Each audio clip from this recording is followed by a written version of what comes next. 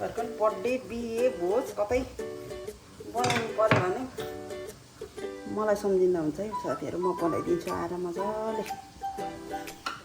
हेर्नुस् त यसरी कटिङ साइनै अघि कटिङमा मेरो हातै लागेको थिएन, अहिले हेर्नु नि एकदम इजी लागिरहेछ मलाई चाहिँ अहिले।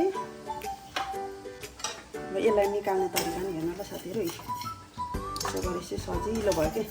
अहिले चाहिँ हातले निकाल्दा कति गाह्रो भएको छ मलाई। दिएको छ एक थाल निम्की र यो चाहिँ मेरो लास्ट डो हो र यति बनाइन्जेलसम्म म चाहिँ पर्फेक्ट भयो ल। त्यस्तो अप्ठ्यारो गर्नु रहेछ के यो बनाउनलाई सजिलो। हेलो साथीहरु नमस्ते। आज फेरि तपाईहरुलाई स्वागत छ मेरो युट्युब च्यानलमा। आशा छ तपाईहरु सबै सन्चै हुनुहुन्छ होला भनेर।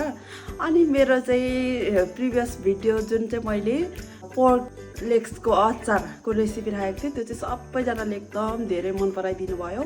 अनि त्यो अचारको रेसिपी हेर्नु भएको छैन भने गएर हेरेर तपाईहरुले पनि घरमै बनाउन ट्राई गर्नु होला, एकदमै टेस्टी हुन्छ। र आज चाहिँ मैले फेरि अर्को रेसिपी लिएर आएको छु, त्यो चाहिँ काटा निम्की है। काटा निम्की हुन त सबैलाई इजी नै छ, सबैलाई बनाउन आउँछ। तर पनि आज मैले चाहिँ घरमा बनाउँदैछु कति समयपछि, त्यही पनि तपाईहरुसँग मेरो रेसिपी सेयर गर्नु पर्यो भनेर मैले चाहिँ छोटो मिठो भिडियो बनाएर हालेकी छु। हेरेर माया गरिदिनु होला है त साथीहरु। मैले चाहिँ लिएकी छु मैदा लिएकी छु, अनि यहाँनिर कालो जिरा, घिउ, अनि अलिकति स्वादको लागि नुन र हामीलाई चाहिने निम्की तार्नुको लागि चाहिने तेल लिएको छु। अब यसलाई चाहिँ यो सबै थोक हालेर मोल्छु अनि त्यसपछि मसिनो काटेर काटा निम्की बनाउँछु है। म चाहिँ सुरुमा यसमा लगाएँ यो कालो जिरा र यसमा लाउँदैछु घिउ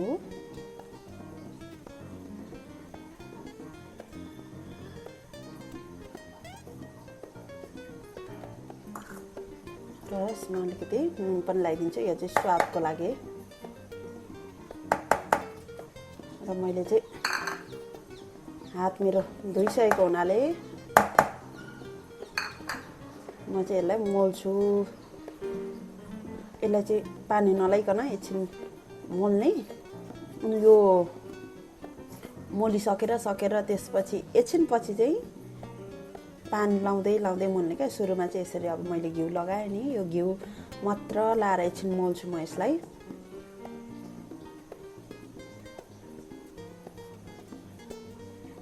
निम्कीको पिठो चाहिँ मेरो मुसेर घिउ सबै हालेर मैले मुसेर यस्तो बनाएँ। अब यसलाई चाहिँ म थोरै पानी लाउँदै मुस्छु।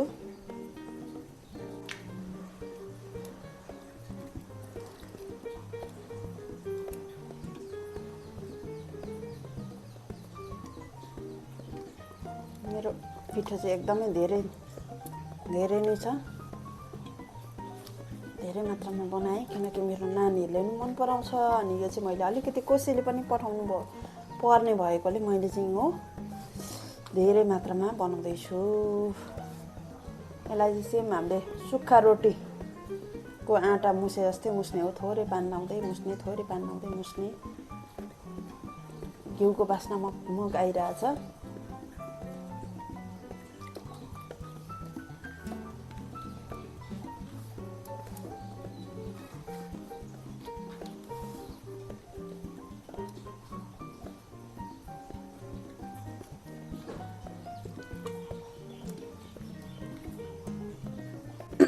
मैले चाहिँ यसलाई मुसेर यसको डो चाहिँ यस्तो हुन पुगेको छ। अब यसलाई चाहिँ म पातल पारेर काट्छु। ल कालो जिरा पो भएछ त हौ, तितो पो हुने हो कि।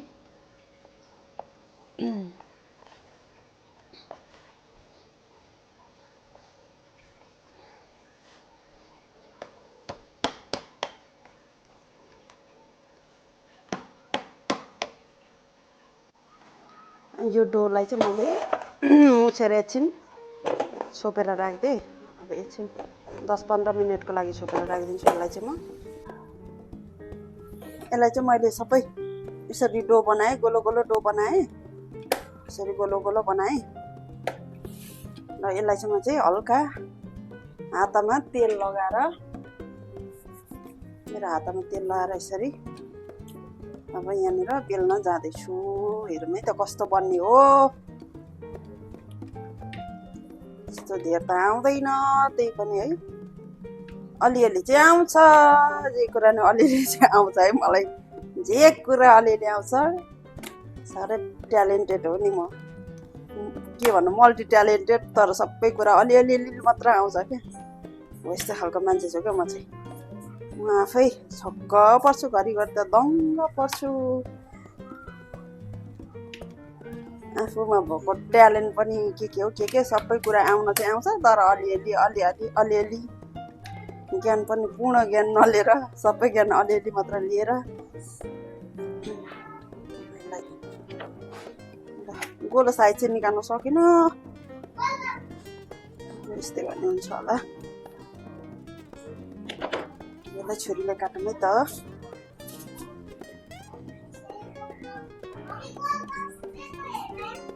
हेर हेर बाबा, हेर हेर।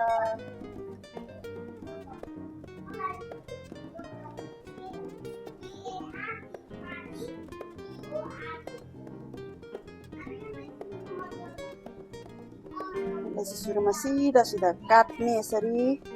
अनि अब यसलाई मैले यसरी छड्के काट्ने, छड्के यसरी। जति छड्के काट्यो त्यति यसको तिखो तिखो निस्किन्छ नि त।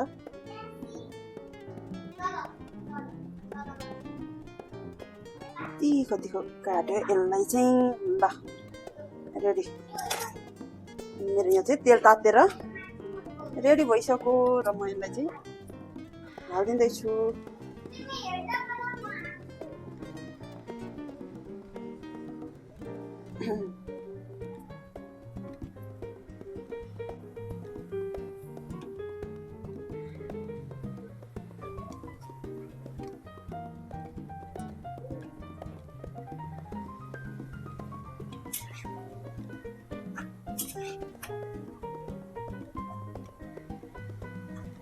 पाकिन्जेलमा मैले र अर्को पनि रेडी भइसक्यो मेरो।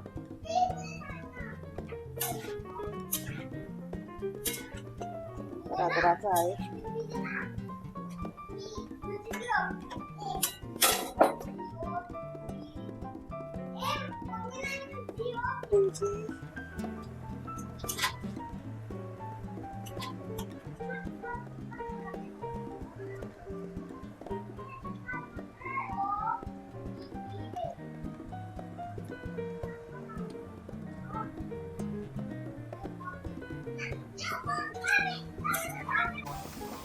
साथीहरू, म चाहिँ अन्तिम चरणमा आइसकेँ।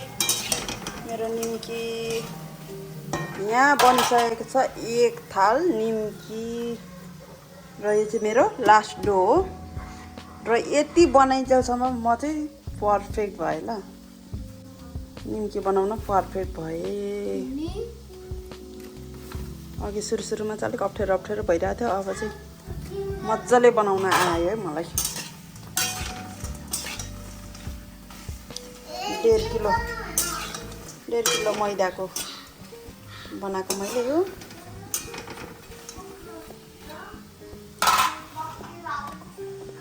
इची लाग्यो कि सुरुमा चाहिँ अप्ठ्यारो भइरहेको थियो। अब अहिले चाहिँ जाने नि त, गर्दै गएपछि जाने तरिका जाने, कसो गर्नुपर्ने रहेछ भन्ने थाहा भयो मजाले। अब चाहिँ सजिलो भयो है साथीहरू मलाई। तपाईँहरूको पनि बर्थडे, बिहे, भोज कतै बनाउनु पर्यो भने मलाई सम्झिँदा हुन्छ है साथीहरू। म बनाइदिन्छु आएर मजाले। र हेर्नुहोस् त यसरी कटिङ सही अघि कटिङमा मेरो हातै लगाएको थिएँ। अहिले हेर्नु नि एकदम इजी लागिरहेछ मलाई चाहिँ अहिले। कटिङमा अघि मलाई हातै लगाएको थिएन क्या। कटिङ पनि मेरो अलिक नमिले जस्तो भइरहेको थियो। मलाई आफैलाई चित्तै बुझेको थिएन, किन काटा निम्की त तिखो चुचो हुनुपर्ने नि। त्यो चुचो चाहिँ आएको थिएन कि अघि। मलाई चित्तै बुझेको थिएन। अहिले चाहिँ अलिक चुचो आयो। यसलाई जति छड्के पारो त्यति चुचो निस्किन्छ है यसको। यसरी हामीले जति अपोजिट डाइरेक्सनमा छड्के पारेर काटो त्यति नै चुचो आउने हो यसको। यसो गरेँ मैले। भयो, बस रेडी। यसलाई निकाल्ने तरिका नि हेर्नु ल साथीहरू। यसो गरेपछि सजिलो भयो क्या। अघि चाहिँ हातले निकाल्दा कति गाह्रो भएको थियो मलाई। यसो गरेर सर गरेपछि एकैछिनमा भएन त यार, एकैछिनमा भएन त, निस्केन त। ल हेर्नुहोस् त है, यसरी सर निकालेपछि चाहिँ सजिलोसँग निस्किँदो रहेछ क्या। अनि गाँठो पर्छ भनेर चाहिँ चिन्ता नलिने। अहिले तेलमा हालेपछि आफै फुस्किन्छ, किनकि यसमा मैले तेल लाएर मुसेको छु नि त, बेलेको छु नि त। अहिले अब यो तेलमा हालेपछि आफै निस्किन्छ, यो डल्लो पर्दैन, आफै छुट्टिन्छ, चिन्ता लिनु पर्दैन। अब यो चाहिँ यसलाई चाहिँ म निकालिदिन्छु। यो डल्ला परेको छ नि अहिले, यहाँ हालेपछि आफै फुस्किन्छ अहिले।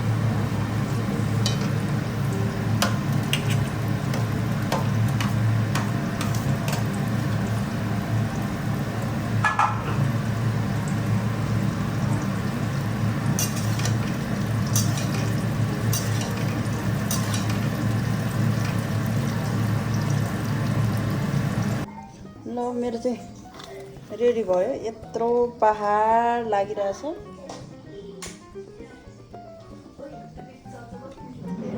पहाड बनाएँ मैले चाहिँ आज। र यो चाहिँ म कसरी पठाउँदैछु, 2 ठाउँ जान्छ यो कसैले, अनि घरको लागि पनि बच्छ अलिकति। ल साथीहरू, मैले चाहिँ 1 थाल निम्की, काटा निम्की बनाएर सकिसकेँ। र मैले बनाएको काटा निम्की चाहिँ मिठो भएको छ, दोकानको भन्दा कम चाहिँ छैन है साथीहरू। र तपाईँहरू पनि मैले बनाएअनुसार सजिलो तरिकाले घरमै बनाएर खान सक्नुहुन्छ। त्यस्तो अप्ठ्यारो रहेन रहेछ क्या यो बनाउनलाई, सजिलो। मैले पहिला पनि बनाएको थिएँ, तर मैले यति धेरै चाहिँ बनाएको थिइनँ, थोरै बनाएर खाएको थिएँ। तर योपालि चाहिँ अलिक धेरै मात्रामा बनाएर यो चाहिँ मैले कसरी पठाउन लागेको हो। अनि अस्ति नै अब तिहारको बेलामा साथीहरू धेरैले अब घरमा ठेकुवा मिठाईहरू बनाएर खाइराख्नु भएको थियो। अनि अब हामी चाहिँ तिहार पनि सेलिब्रेट नगर्ने भएको कारणले गर्दाखेरि मिठाई यताउति मैले चाहिँ केही बनाएको थिइनँ। मलाई चाहिँ अलिक अरूको देखेर बनाउन मन लागिरहेको थियो, घरमै ट्राई गर्न मन परिरहेको थियो मिठाई यताउति केही। मैले चाहिँ सोचिरहेको थिएँ र आज चाहिँ समय मिल्यो र मैले बनाएँ। र हजुरहरूलाई पनि मैले यसको रेसिपी सेयर गरेँ। हजुरहरूले पनि घरमा ट्राई गर्नुहोस् है, बनाएर खानुहोस् है। हस् त, यति भन्दै मेरो भिडियो अन्तिमसम्म हेरिदिनु भएकोमा हजुरहरूलाई धेरै धेरै धन्यवाद। By by.